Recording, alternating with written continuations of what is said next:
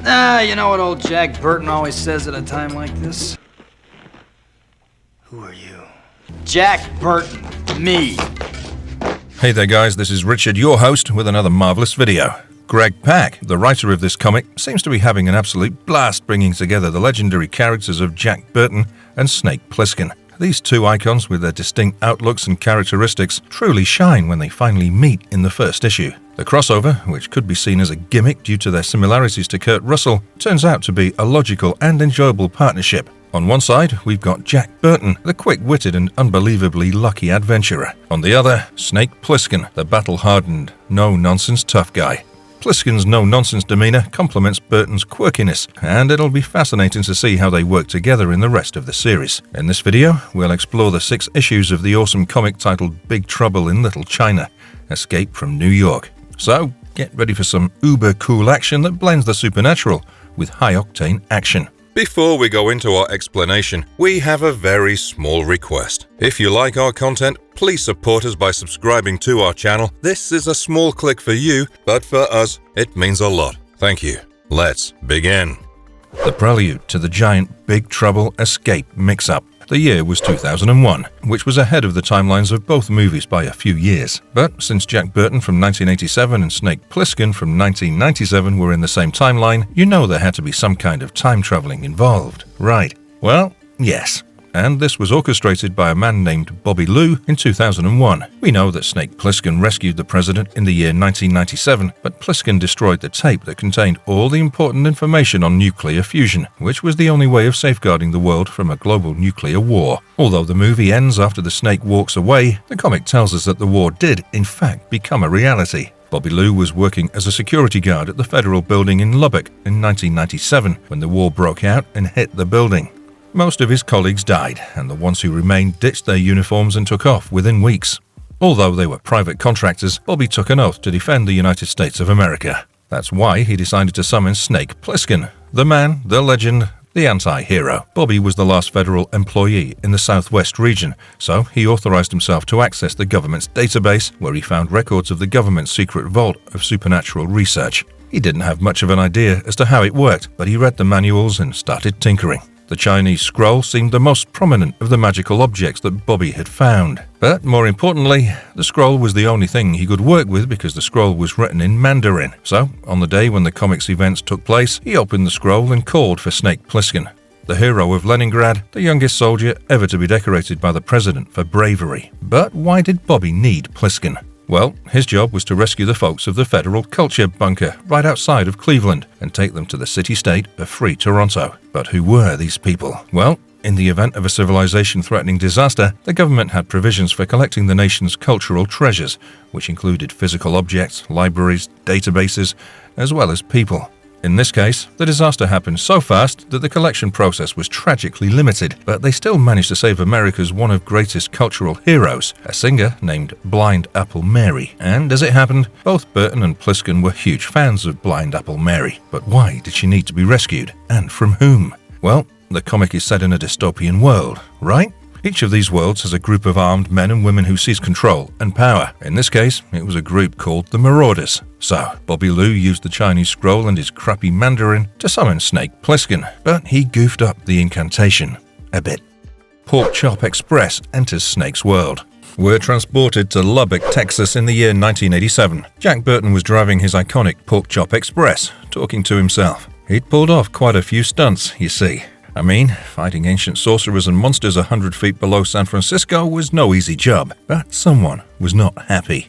He'd killed David Lopan, the great sorcerer, after Lopan became immortal to reclaim his physical form after 2,000 years. However, the greatest sorcerer in China found his forehead pierced by a knife that Burton had thrown. Due to this, Lopan was condemned to the hell of those killed by idiots and was stuck in a twilight state of smoke and light, but he desired revenge. However, Jack Burton's ride came to a surprising twist as he mysteriously entered a portal that transported him to the year 2001 and the Oklahoma, Texas range, which was a marauder territory. Coming out of the portal, Burton was surprised at the dystopian state of Lubbock. Well, he didn't know where he was. Furthermore, the marauders were firing at him left, right and center. Of course, none of it made sense to him until he saw someone familiar. This was Bobby Lou, who was the exact replica of Burton's friend Wang Chi from San Francisco. Bobby thought that this man was Snake Plissken and addressed him as such, which again created a bit of confusion between the two. Burton and Bobby raced in their respective vehicles, trying to get away from the marauder onslaught, but they were running out of ground to cover. They were heading straight into a pit created by a broken bridge. Bobby turned his vehicle around, but as always, Burton took a bit of time to understand what was happening. When he finally realized that he had to turn round as well, he made a sharp turn. The trailer part of his truck smashed against several marauder vehicles, killing them. Burton had a way with luck. He may not have been the smartest of guys, but he knew how to get out of a situation by hook or by crook. Never one to let go of taking credit, Burton proudly claimed to Bobby how he'd planned the truck maneuver thing ahead. Nevertheless, when Bobby introduced Burton as Plissken to the marauders, they found themselves filled with fear and ran like dogs with tails between their legs. And of course, Burton was not going to let the opportunity to brag and said, "Yeah, that's right, it's me, Snake Plissken, the snakiest of them all." Meanwhile, in Amarillo Crater, in the Ocala, Texas range, Burton was at a pub when news of the 7 murdered marauders came in. And of course, Snake Plissken had been blamed. On the other hand,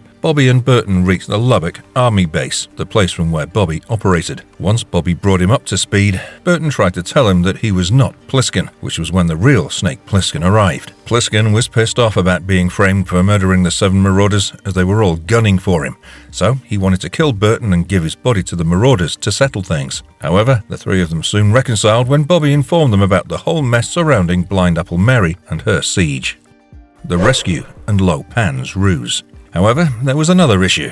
The marauders had reached the base with a small army to kill Plissken in order to avenge their fallen brother. All that separated them from each other was a reinforced door. Inside, while Burton was worried about the door's strength, Plissken was cool as ever, calmly saying that they still had a minute and wanted to set a few things straight. Plissken wanted to be sure that it was actually magic that brought him to Bobby, but he was fairly confused about the fact that Burton showed up when Bobby actually summoned Plissken using the scroll. How was this possible? Well, Bobby concluded that Burton was actually a version of Snake Plissken from another dimension. Seems unlikely, but why not? While Plissken was still thrilled about the idea of magic, Burton had seen his fair share of mojo back in the day when he battled Lo Pan. And now, Burton just hoped that his old friend Lo Pan was not mixed up in all of this. Anyway, they fixed a turret gun atop Burton's Pork Chop Express and rolled out, all guns blazing. Burton was behind the wheel, and Bobby was in the passenger seat, taking the marauders out while Plissken rained fire from above. They broke through the marauders and traveled through Kansas City, Indianapolis, and Lake Erie to finally reach Cleveland. However, the marauders had laid a heavy siege. Plissken had begun to lose hope, looking at the number of weapons and guns at present there. But Bobby insisted that they go in and save the day. When he tried to stop Plissken, Bobby received a massive punch, and this was when he revealed the truth. Well, it wasn't just Blind Apple Mary that Bobby was so concerned about. His wife was down there too. She was one of the guards. He didn't reveal this earlier because he feared Plissken and Burton wouldn't risk their lives for something so personal, so he made it all about an American icon. Nevertheless, there was no friend like Burton. In Bobby, he saw his friend Wang Chi, and Burton had once saved Wang Chi's beloved from David Lo Pan. He was going to do it again or he'd die trying. Burton then turned to Plissken, attempting to tell him that he acted like the toughest honcho there was, but when the going got tough, Pliss got going. But Burton, being Burton, slipped on the edge of the small cliff of debris he was standing on, which made a bit of the rubble fall on 2 marauders, killing them. They had some luck. Bobby thought that Burton's mojo was taking guys out by accident. It seems that his powers had augmented after traveling through the portal. Plissken didn't want to believe in magic, but couldn't help from conceding that Burton was the luckiest stupid person alive. So he pushed Burton from the cliff, and while it killed a few marauders, it was distraction enough for Plissken and Bobby to charge through. The 3 men were dodging bullets that were flying at them from all directions when the door of the culture bunker opened up and out came Bobby's wife, Helen, armed with a grenade launcher. It gave Plissken, Burton and Bobby enough time to enter the bunker. Blind Apple Mary revealed her presence, and she was one of those cool single ladies who didn't care much. Burton was thrilled to see his singing idol, but in the surprise department, Plissken was in for a shock. As Blind Apple Mary expressed her happiness about the rescue, a voice from behind said, "Sorry to break it to you, ma'am, but given the fact that we're all still trapped inside and the doors are more damaged than ever, I do not call this a rescue." Plissken turned around to see that this man was Bob Hawke, the commissioner of the United States Police Force who made a deal with Plissken in 1997 to save the president. But Plissken had felt betrayed by him as he believed that Hawke had set up everyone to die. But they didn't have the time to hold on to their old differences. Helen insisted that they all work together if they wanted to stay alive. The marauders had intensified their assault. The gate was opened and Burton ran towards his truck while the others provided cover fire. As the marauders began to charge, Burton surprised them from behind in his truck and took out most of the marauders before parking the trailer before the bunker. Everyone got into it, and Burton hit the gas, ramming the marauder cars. It was surprising that the plan had actually worked. However, there was still a catch. In saving the men and women, Burton had actually left a door open for Lo Pan to strike. You see, Bobby still had his scroll when he arrived to save his wife. He dropped the scroll before getting into the truck. This was the one spectacular blunder that could guarantee David Lo Pan's rise and ensure Burton's failure. The next thing we know, David Lo Pan opened a portal to summon the snake Plisskens from all dimensions. From hulking juggernaut-level snake Plissken and an actual snake with an eye patch, to a female and a cyborg snake Plissken, there was someone for everyone's taste. Are you ready for some fun? Plisskens attack. They ditched the marauders at the bunker in Cleveland, but they still had a long way to cover before they could reach their destination, the city-state of Free Toronto. Bob Hawke, the former commissioner of the United States Police Force, was tasked with mapping down the safest course, but in this dystopian world, no place was entirely safe. Now, they had to haul along Lake Erie, then cut up through Niagara Falls to Toronto, but the real trick was making it past the Buffalo Lake of Fire. Burton was surprised and shocked at the sorry state in which Plissken's world was. You see, his world back in 1987 was definitely messed up, but the dystopian world of 2001 was much worse. Nevertheless, Hawke blamed Plissken for making the president look like a fool during the peace appeal of 1997, and 3 weeks later, the global nuclear war started. So yeah, Plissken did have a role to play in what became of the world. Nevertheless, Burton insisted that fighting amongst themselves was not going to help anyone, and instead, they should think about how to save all these innocent people. But Hawke still doubted Burton's intentions. You see, Snake Plissken had only always thought about himself, and since Burton may have been Plisken's version from another dimension, Hawke doubted Burton as well. But Bobby came to the defense of both men and reminded Hawke how Plissken and Burton helped them free everyone. Without them, nothing would have been possible. However, at this point, Bobby also realized that he'd lost the magic Chinese scroll. Helen was clearly pissed off at her husband's stupidity. I mean, in a situation like this one, a magic scroll seemed like something you'd want to hang on to. Burton wasn't worried about the thing. He was sure that the scroll did its job, and Bobby got the best version of Plissken in the multiverse. Oh, Mr. Burton, I hate to say that you might just be right, but Burton's banter soon came to a halt when the other snake Plisskens attacked. The team included a lady Plissken, a real snake, a dwarf Plissken, a cyborg Plissken, and leading them all was a gigantic version of the war hero turned criminal. The Plisskens attacked without holding any qualms for violence. Both Burton and Plissken were joined by others like Hawke, Helen, and Bobby, but the fight wasn't reaching any conclusion, at least not until Hawke got on the turret gun and charged the bad guys. The snaky snake Plissken was dead, and a lady Plissken hurled a grenade at Burton, but he managed to escape the kill zone. This was when David Lo Pan revealed his presence and entered the escaping truck in which the survivors were present. Burton could see that David Lo Pan was all see-through and whatnot, which was different from how Burton remembered him. Although Lo Pan couldn't kill Burton himself because of the whole astral form thing, he tells Burton that he would summon the Plisskens from more universes to capture Burton and drain Burton's life force, which would help him claim the idiot charm magic that's been protecting Burton for all this time. Plissken was listening to the entire conversation and was happy to learn that all Lo Pan wanted was Burton. So Plissken kicked Burton out of the moving truck and left him at the mercy of Lo Pan. However, this did not go well with the others in the truck. Blind Apple Mary pulled a gun to Plisken's neck. They all knew that all Burton had done was risk his life for others, and leaving him behind was the last thing they wanted. Furthermore, going back for Burton could have meant that they'd be killed by Lo Pan's forces or the marauders, but it also meant that they'd continue to have Burton and his luck. You see, every dumb thing that Burton does seems to work out somehow.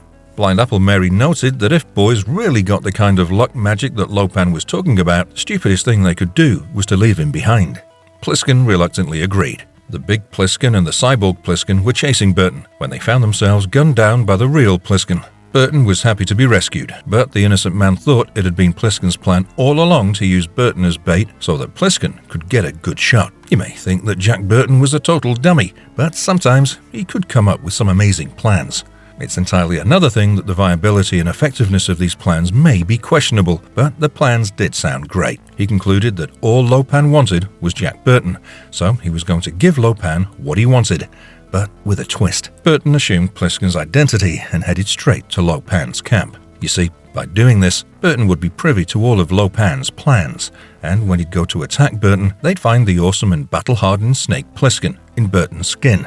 This was bound to take the bad guys by surprise. That's where the comic reaches its midpoint, and things seem quite interesting up until now. I'm surprised we never got to have a movie based on this comic, or this amazing duo born out of Carpenter's awesome mind. Schemes and betrayals. After summoning more Plisskens from the various universes, our man David Lopan addresses them and offers them something they crave the most, another world to destroy. Across the multiverse, their worlds had been dying, collapsing around them and burning to cinders. The result of catastrophes was more often than not caused by their own brutal actions. And that was true.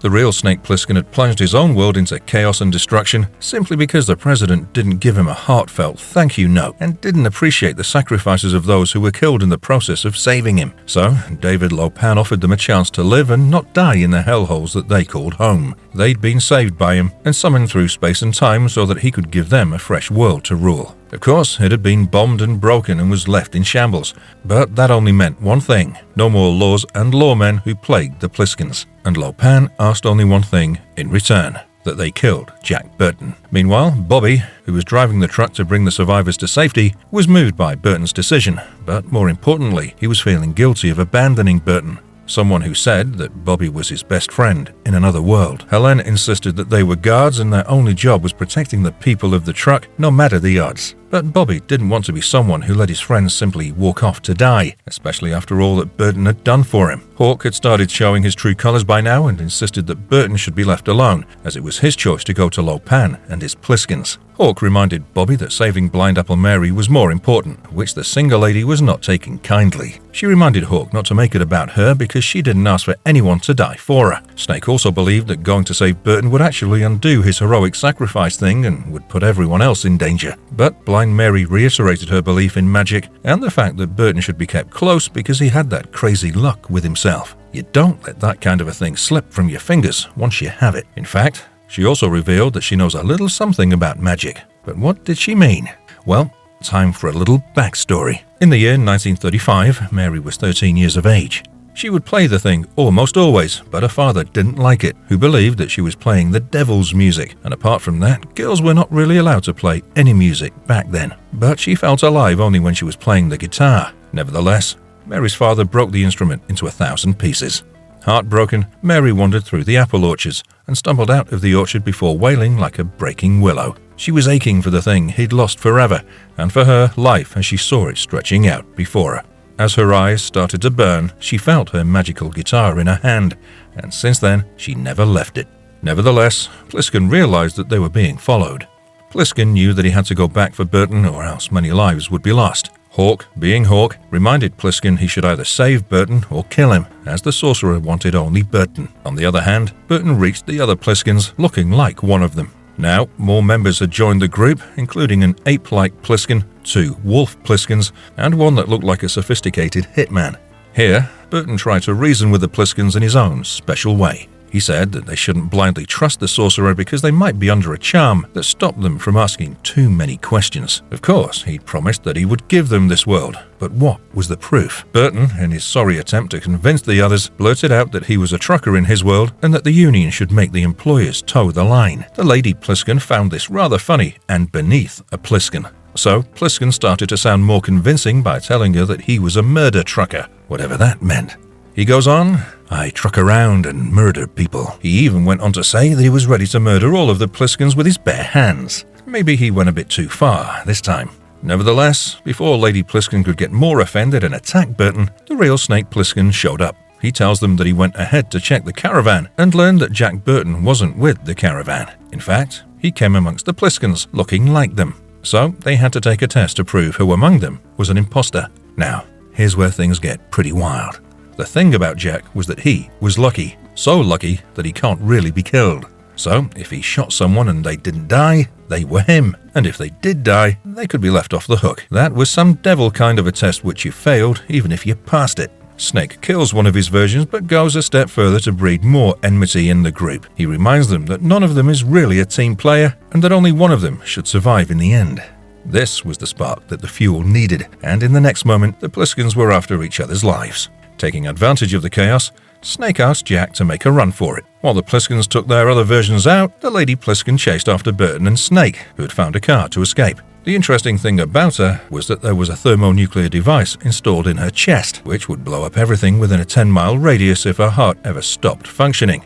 So, you can't kill her in close range without the risk of getting vaporized. Nevertheless, Burton and Snake managed to escape and reunite with the others, only to learn that Hawk had turned on them to steal Mary's magical guitar, and only the devil knows what will happen next. But hold on, so do I. Let's explore the next issue.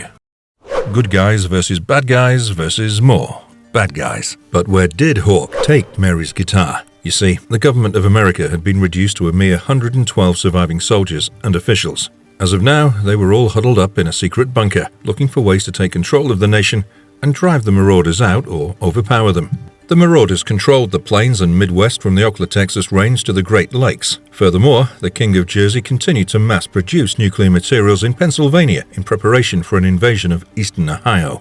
The government officials also learned about the new stakeholder in town, David Lopan, who had opened an interdimensional portal and summoned forth a host of evil alternate universe snake Plisskens. The president wondered what it was that these Plisskens wanted, and to answer his question, arrived our man Hawk. He said that, like the original Snake Plissken, his cross-dimensional doppelgangers also wanted to spread anarchy, chaos, and destruction. But this time around, Hawk had come with a solution in his hand. He brought with him the guitar of Blind Apple Mary and presented it as the most powerful weapon that America had ever seen. Of course, the president was a bit surprised. How could a guitar possibly make a government of 112 men and women win a war? Well, allow me to tell you how exactly the guitar worked. Mary was the greatest country blues singer and guitarist who ever lived, but she didn't get her musical talents because of the guitar. However, things started to happen once she got the said instrument. Blind Mary was now 79 years old, but she had the physical conditioning of a 20-year-old. She'd never had so much as a runny nose since she was 13. You see, she'd been cheated in business 9 times and 23 times in love, but all of those cheats died before their times. 12 of them got osteoporosis or degenerative bone disease, which is fairly rare in men. But that's not all. Once, she was playing for a small crowd when a man she'd been previously seeing came to the show. You see, he'd kicked her dog, and seeing him sitting on the table enraged her. She hit the E7 so hard that she broke 3 strings, but more importantly, the note practically killed her ex. So yeah, she killed the man using her guitar's music, but all she ever wanted to do was play her songs. Imagine what could happen if someone really wanted to work some evil with the magical instrument. Hawk presented to the President Sergeant Clarence O'Reilly of the United States Police Band the lead guitarist. They'd now found someone who could effectively play the guitar and weaponize the instrument. Meanwhile, the survivors knew they wanted to find the guitar before Hawk used it for something evil. He'd killed a marauder and took his bike to flee. Burton, Plissken, Bobby, and the others arrived at a farmhouse to find out if they knew anything about Hawk, but the family instead pulled their guns on the survivors, falsely assuming that they'd killed the marauder. Unfortunately, Lopan and the Lady Plissken also joined the fray. As could have been expected, a 3-way gun battle started between the marauders' family, the good guys, and the bad guys. Lopan once again confronted Burton and went on about the whole preternatural force helping Burton to survive, etc. But Burton reminded him that there were bigger problems at hand than whatever Lopan had in mind. And of course, the bigger problems didn't take long to arrive at the scene. As Plissken and his female counterpart tried to gun each other down, Helen stopped them and pointed them in the direction of Hawk and Clarence, riding a tank so big that it dwarfed police jeeps. Clarence channeled the guitar's powers into the tank, which fired and destroyed most of the farmhouse. Burton tried to remind Lopan that first, these guys needed to be taken care of, and although Lopan was safe from all earthly powers, this guitar was not earthly. Burton finally managed to strike a deal with David Lopan, and with the final power of the Chinese scroll, Lopan summoned the greatest snake Plissken in all of the multiverse. It was a winged monstrosity that somewhat resembled a Chinese dragon, but of course, the classic Plissken eye patch was intact. Of course, Bobby and Helen ran with their lives, but you and I both know that this is gonna be awesome. And with this, we enter the last issue of the comic. The final war. Hawk and his magical guitar-powered tank, controlled by Clarence, were doing a lot of damage, but since the kickback was a lot to deal with, Hawk needed some time before the cannon could fire again for the 3rd time. The president contacted Hawk and Clarence and ordered them to fire away anyway. However, that wasn't really happening anytime soon, so Clarence left the tank and got down to the ground to join the battle. Meanwhile, the dragon snake Plissken didn't seem to know that he was to fight from the side of the good guys, so he was targeting everyone. So, Snake Plissken decided to take matters into his own hands and show the world who the real boss was. He held on to one of the tentacles of the dragon and climbed atop his head. Quite the move, Mr. Plissken. Quite the move. Within no time, Plissken was controlling the dragon Plissken's fiery breath and pointing it in the direction of Hawk's men, incinerating them. But the female Plissken was still after Burton, who didn't know about the deal that Burton and Lopan had struck. She wanted to honor her own deal with Lopan, the one in which she kills Burton, and Lopan gives her control over Earth. Nevertheless, Lopan tried to reason with her, telling her that his deal with Burton and with her were mutually exclusive. Now, although she wasn't going after Plissken, she saw the dragon Plissken as her ticket to power. So, she dethroned Snake from the dragon, and she took control. These guys are making dragon riding so easy. The Targaryens should have taken some lessons from these guys, I guess. If they had done that, a whole war could have been averted. Nevertheless, the battle was not limited to the dragon. The American police force was sending everyone who sided with Snake. Why? Well, Hawk had ordered that. Bobby and Helen grabbed Burton and flew him before two armed men. They knew that with his luck mojo thing going on, he'd be safe. And that's precisely what happened. Burton fell between the two men and they ended up shooting each other. Clarence was about to use Mary's guitar to kill Burton, but Mary struck him from behind and snatched the guitar away. Hawk reappeared this time armed with a small weapon. Mary took him down. Not with magic, but simply brute force. But we're forgetting one thing. Remember how I said that Jack and Lopan had struck a deal? Well, giving the dragon was Lopan's part of the deal, but what was Jack's? Well, old Jack Burton had promised to surrender so that Lopan could drain his life force, and along with it, the preternatural power that protected Jack. This essentially meant that Jack would lose his life, but the selfless man chose to give up his life to save his friends. As Jack started walking towards Lopan to offer himself up, Snake pulled him back, trying to convince him to get out of the stupid deal. However, Jack wasn't one to break deals, because deals are promises, and Jack Burton never breaks a promise. So, Snake Plissken took matters into his own hands once again, and he knocked Burton out. After this, Plissken went to Lopan, pretending to be Burton. As Lopan started draining his life force, he realized that something was going horribly wrong. Plissken's soul was too much for Lopan, and it seemed like he died. But, he was already a ghost, so how much deader could he get? Anyway, the battle was finally over with only the real Plissken remaining, and Blind Apple Mary deciding to use her magical powers more liberally for the good of the people. Bobby suggested that they go back to the US Vault of Supernatural Research in Lubbock to find something that could help Burton to get back to his world. However, he wanted to stick around for a while. He got on his Pork Chop Express and found Plissken walking alone, offering to tag along. Plissken made it clear that he didn't want Burton for company, but Lopan arrived. As expected, he didn't die and wanted to take his revenge on Plissken for the deception. Lopan opened another portal and sent Plissken and Jack Burton to a world that was nothing less than Plissken's worst nightmare, an absolute hell. Well, the two men found themselves in a world that was themed after Jack Burton. All the men and women had his face. Even the animals were Burton-like, complete with his epic t-shirt design and the same energy. Looks like David Lopan did get his revenge in the end. Marvelous verdict. While the comic might spend a tad too long setting up the circumstances for these two characters to cross paths, it's undeniably a lot of fun. The story might not break new ground or blow your mind with creativity, but it's executed impressively, and you can sense the creator's genuine affection for the source material. Jack and Snake's banter and their tendency to finish each other's sentences might become repetitive over a 6-issue series, but for a first issue, it's an enjoyable and entertaining ride. The artwork by Daniel Bayliss has a pleasingly cartoony style, even during violent scenes, making it feel like an animated series rather than a gritty reboot of the dystopian future in Escape from New York. Bayliss also manages to make Jack and Snake similar enough for the humor to work, yet distinct enough to stand on their own, eye patch aside. In a nutshell, while it doesn't reinvent the wheel, this comic is an affectionate and enjoyable union of two iconic 80s characters. It's loaded with quotable dialogue, moments that'll make you chuckle, and some impressive action sequences. What more could you ask for? And if you liked our content, don't forget to leave a like and subscribe to us if you haven't already. Have a good one and be safe. Thanks, everyone.